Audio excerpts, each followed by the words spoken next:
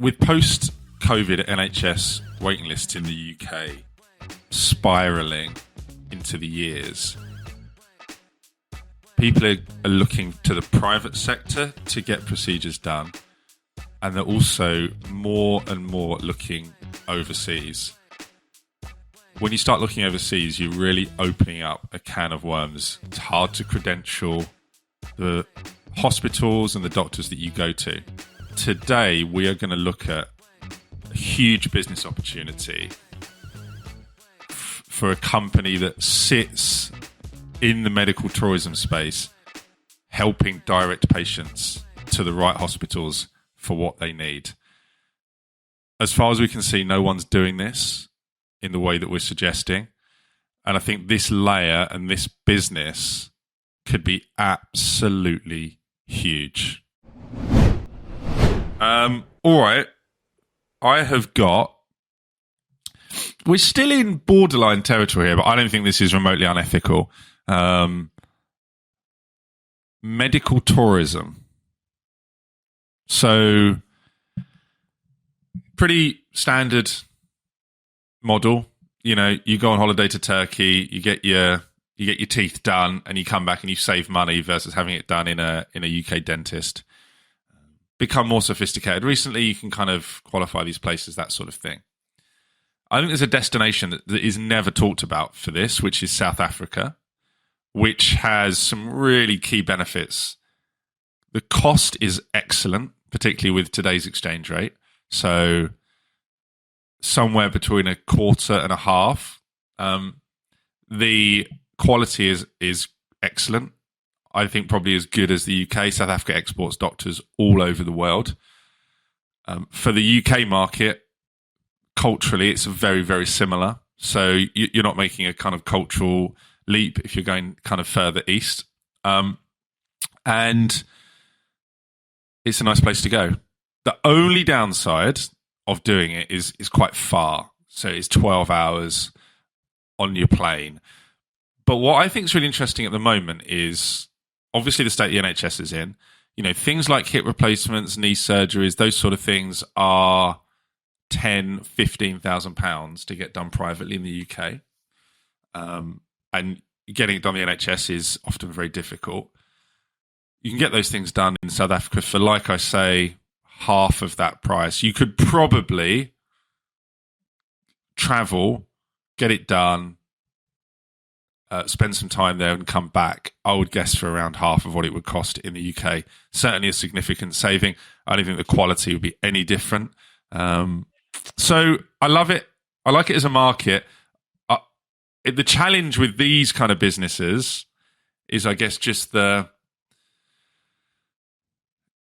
credentialing the country and just explaining to people why it's good, because it's sort of, the average person is kind of hard to convince them that the medical quality is the same for, you know, a country halfway around the world. That's a challenge there, but the demand is super high. If you look on Ahrefs, searches for like private hip replacement are thousands and thousands of searches a month, very low competition. You can definitely rank for those terms. Put yourself out there. You're also competing, of course, with other countries that I'm sure are equally as good. Eastern Europe's, I know, very good. I think India's probably very good. Turkey's probably very good. But I do think in South Africa, what you have, the pricing is good, but also you've got English is the first language. It's native. And it will feel very similar to getting it done in the UK. Going to Turkey or India, I don't think will quite feel the same. It will feel a little bit more exotic, and I think that will put a lot of people off. Yeah. So Etienne, good friend, and we've met Etienne many times, he had a really bad problem with his neck. He was under awful pain for ages around his vertebrae and up here. And he looked at private in the UK, couldn't get it on the NHS, so went down there and had it done down there. And it was like half. You know, it was half the price and the care. And he was down there for about 3 or 4 months in recovery before coming back. But he said he went down there for that. Superb, world-class doctors. He said you just couldn't afford it in the UK. And it was half. So he did do that. Benefit Etienne had is that obviously he's from there. So it was easy for him to understand that, access that, get the information that he needs to get, which I presume is where the business comes from, is like, how do you expose people to these services, and how do you potentially go and drive people to where they could go if they wanted to? Because I think that discovery piece is just probably intimidating, because you're talking about your health and your body and everything else like that. And I think finding the right practitioner is a key thing, obviously. And I should imagine that hasn't been. I don't imagine there's a marketplace or there's a directory that is well developed to give that trust and discovery. But yeah, Doug, I mean, if you can get down there, I think it's fantastic for that kind of stuff. I think everybody in South Africa knows that the private care down there, if you can afford to pay, obviously, is great, because education's great. The discovery piece would have to be. I think you'd have to do a few things. You'd have to profile the practitioners. You'd have to profile the medical schools and the training in the country, and just explain to people why it's comparable. Because I think with medical training, you can do comparisons between countries and look at how they transfer. So you can be very clear on the quality of the training. You can profile the people. You can do videos, that kind of thing. Podcasts, really kind of build the profile of the practitioners.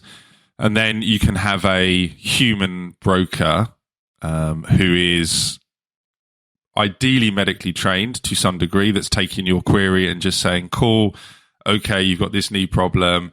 Can you send me a scan? You could even maybe work with some UK clinics who do a little bit of the triage. You know, they maybe do the CT scan and do a blood panel and some basic kind of physio examinations, that kind of thing.